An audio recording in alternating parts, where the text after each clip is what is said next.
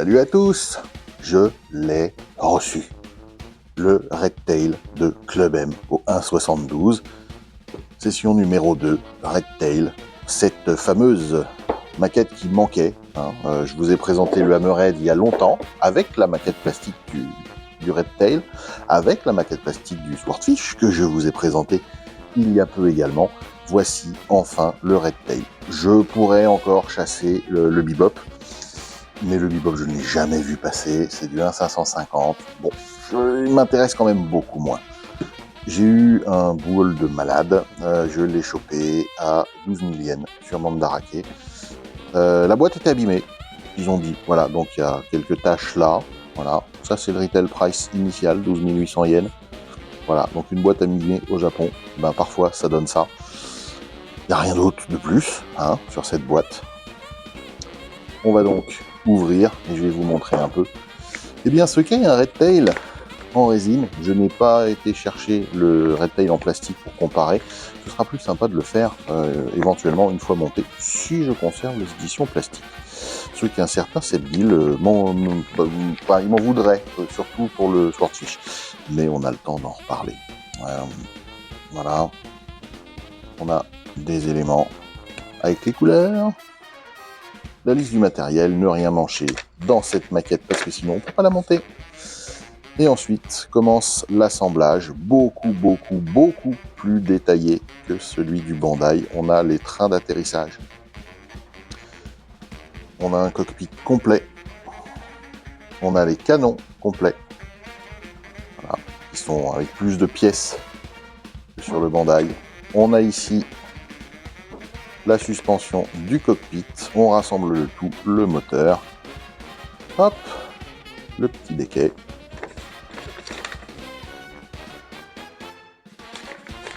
Ici, nous avons des line art du vaisseau sous tous les angles, avec quelques détails. Donc on peut s'amuser à en regraver certains. On voit ici, d'ailleurs, des détails des trains d'atterrissage, les positions au sol. Donc on voit que les bras latéraux sont remontés. L'atterrissage. Position repliée avec le booster. Les positions en vol. Ensuite, les détails du cockpit. Pour ceux qui voudraient en rajouter à une si petite échelle.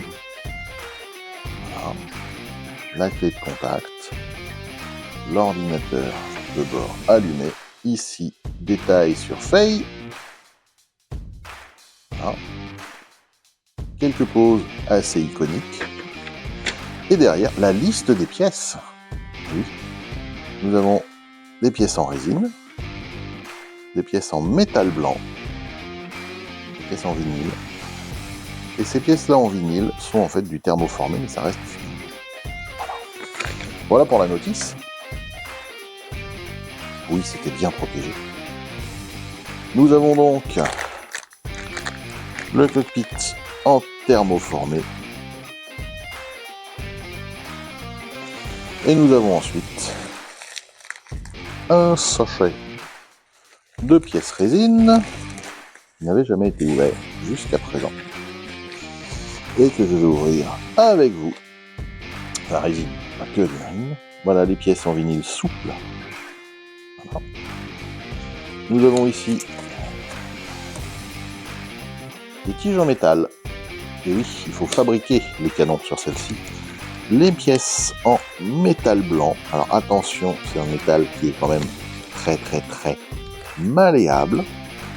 Et on voit qu'on a du beau détail. Là, on est sur les trains d'atterrissage notamment. Donc oui, il faut couper, oui, il faut poncer. Oui, on peut rajouter du détail là-dessus. Par exemple, il va falloir poncer le tour, puisque c'est un casque fait dans un moule. Donc c'est une coulée de métal, un peu comme on ferait avec de l'étain. Nous avons ici Faye en pied, avec un socle. Ça, c'est le dessus de l'appareil. Donc on voit le détail. Pour l'époque, suffisant. Je ne vous l'ai pas précisé sur les autres. Ces kits-là sont des exclusivités Wonderfest de mémoire Winter en 1999, le siècle dernier. Donc ce sont des vraies reliques, donc le niveau de détail n'est peut-être pas aussi poussé que ce qu'on arrive à voir aujourd'hui en résine, mais pour l'époque c'était une tuerie, et moi je considère que c'est toujours une tuerie. Donc un kit résine essentiellement sur ces éléments, sur lesquels il va y avoir beaucoup de boulot, comme vous pouvez le voir, de l'ébavurage, voilà, mais un niveau de détail bien supérieur à ce qu'on a eu sur le Bandai. Ici, nous avons un cockpit intégralement fermé en résine, sur lequel on peut juste peindre les vitres éventuellement en noir, et se contenter dans l'assemblage et faire le cockpit avec feuille ouvert à côté, façon cellule de survie, puisque ça fonctionne comme ça. Voilà le détail des nacelles moteurs, avec quand même du rivetage, des éléments assez fins. Ici nous avons une grappe avec ses ailettes. On voit ici l'intérieur des nacelles dans lequel viendra coulisser ce qu'on a vu sur la notice tout à l'heure, le train d'atterrissage. C'est donc logiquement fonctionnel. Les plus téméraires le rendront fonctionnel. Les mecs qui s'agacent vite, qui vont le laisser comme ça en position fixe. Voilà. Donc voilà, un très très beau kit, encore une fois, de nos amis de chez Club M. Un kit qui a 26 ans. Au moment où je tourne cette vidéo, et vous la verrez forcément normalement en 2025.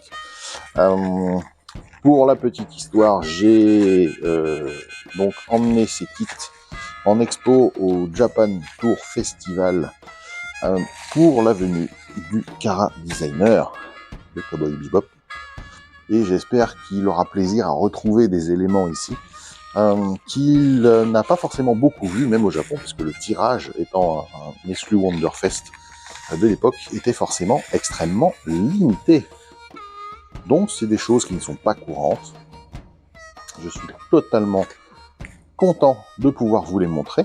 Je serai encore plus content quand je prendrai le temps de les assembler et de les mettre sur les vitrines avec les personnages. Merci à vous, chers abonnés, de continuer à me suivre pour découvrir ce genre de pépites. Il m'en reste quelques-unes à vous montrer, mais pas tant que ça, parce qu'on avance quand même sur les présentations. Bienvenue aux nouveaux visiteurs. N'hésitez pas à vous abonner si ça vous plaît.